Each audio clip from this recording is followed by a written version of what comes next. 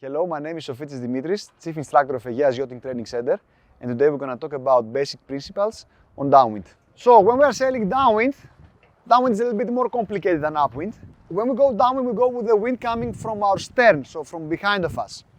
The most important rule is that we need to release the sails. The more away we go from the wind, the more we release the sails. When we are sailing downwind, we need to be very careful and sailing maximum on 130 degrees away from the wind.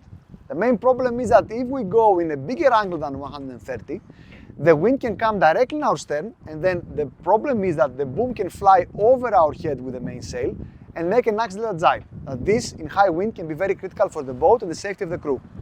What we can do to prevent the auxiliary jibe is to check always the front sail, the genoa.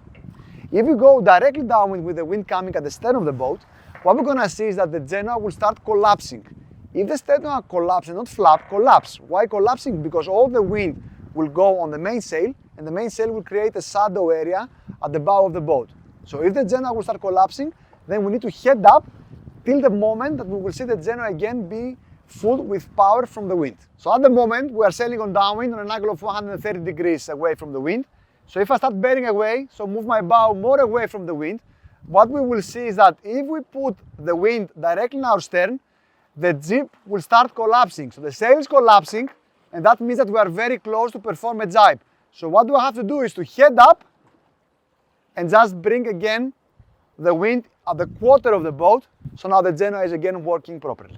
So if we make a summary about basic principles sailing on downwind, we need to remember when we go away from the wind, we release the sails. So the more away we go, the more we release. But always be very careful about not to have an auxiliary jibe. If you see your genoa collapsing, that means that you are very close to have an auxiliary jibe if you're sailing on a downwind course. Remember, always go on a maximum 130 degrees away from the wind and no more than this. Subscribe in our YouTube channel to get access in more sailing videos.